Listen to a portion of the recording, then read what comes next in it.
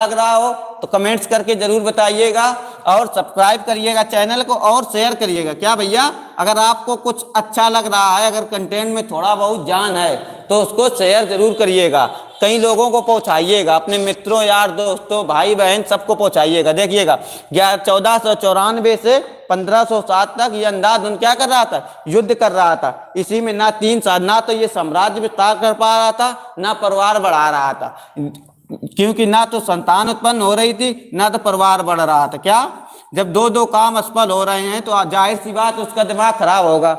जब दिमाग खराब होगा तो इसने क्या किया, बादशाह की जो उमर शेख मिर्जा थी ना, मिर्जा की उपाधि त्याग कर दी। क्या भैया, मिर्जा की उपाधि इसने त्याग कर दी। कब, 1507 में। कब, पूछेगा प्रश्न कि मिर्जा की उपाधि कब त्याग कर दी, 1507 में मिर्जा की उपाधि। इसके बाद आइए, इसका एक पुत्र हो गया। क्या क्या हो गया इसका भैया, एक पुत्र। पुत्र का क्या नाम था, हुमायूं। हुमायूं का मतलब भाग्यशाली। क्या भैया, हुमायूं का मतलब भाग्यशाली। हुमायूं का मतलब भाग्यशाली। हुमायूं का मतलब भाग्यशाली। कब हुआ, 6 मार्च। कब हुआ, 6 मार्च। कब, 6 मार्च 1507। 1507 कब हुआ, 6 मार्च 1507। ठीक है, हुमायूं का मतलब भाग्यशाली। जब इसको ये लगा कि हमारी 3 शादियां, ना तो हम संतान कोई हो रहा है, ना तो मैं साम्राज्य विस्तार कर पा रहा हूं, ना तो मैं परिवार विस्तार कर पा रहा हूं, तो इसने फिर ये क्या सोचा कि अपने 1519 में, क्या 1519 में, कब भैया 1519 में, कब 1519 में इसने कौन सा युद्ध लड़ा, भेरा और बाजौर। कब, भेरा और बाजौर।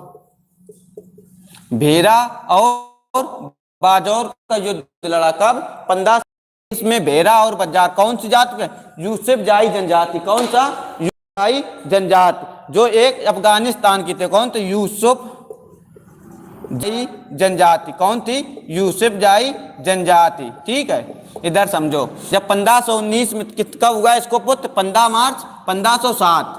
1507 इसके बाद उसने तुरंत क्या किया, 1519 में भेरा और बाजौर के युद्ध में यूसुफ जाई जनजाति जो लूट मार करती थी, लूट के यहाँ से आती थी निकल जाती थी। कहाँ की जनजाति, अफगानिस्तान की। कहाँ की, अफगानिस्तान की।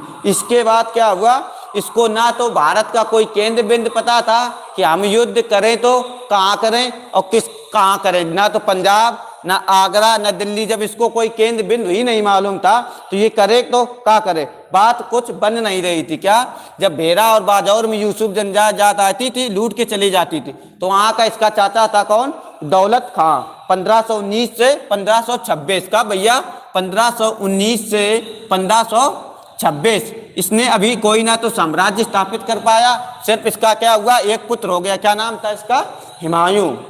इसको 1519 से 1526 तक इसको कोई केंद्र बिंदु नहीं मालूम था। क्या, जब तक आपको कोई केंद्र बिंदु नहीं मालूम होगा, जैसे कि हम एसएससी जीडी, क्या भैया एसएससी जीडी का फॉर्म डाले हैं, ठीक है, हमें पता है इसमें 4 सब्जेक्ट होते हैं। पता चले हम संस्कृत पढ़ रहे हैं, क्या संस्कृत, जब हमें सब्जेक्ट ही नहीं पता है कि हमें पढ़ने का है तो एग्जाम कैसे निकलेगा। ऐसे ही बाबर के साथ हुआ था कि इसको कोई अपना केंद्र बिंदु नहीं मालूम था। ठीक है, 1519 से 1526 तक इसको क्या था, केंद्र बिंदु नहीं मालूम था। इसके बाद क्या हुआ, दिल्ली में एक वंश शासक कर रहा था। क्या, कौन था, इब्राहिम लोदी।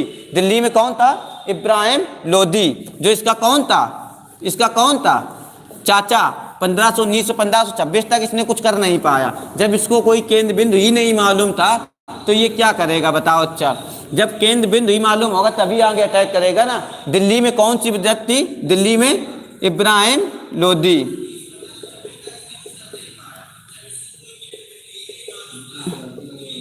इब्राहिम लोदी इसका कौन था, चाचा। ये इसका कौन था, चाचा। इसके चाचा क्या नाम था, आलम खां। क्या, आलम खां। और इसका कौन था, दौलत खां। क्या भैया, दौलत खां। क्या, दौलत खां।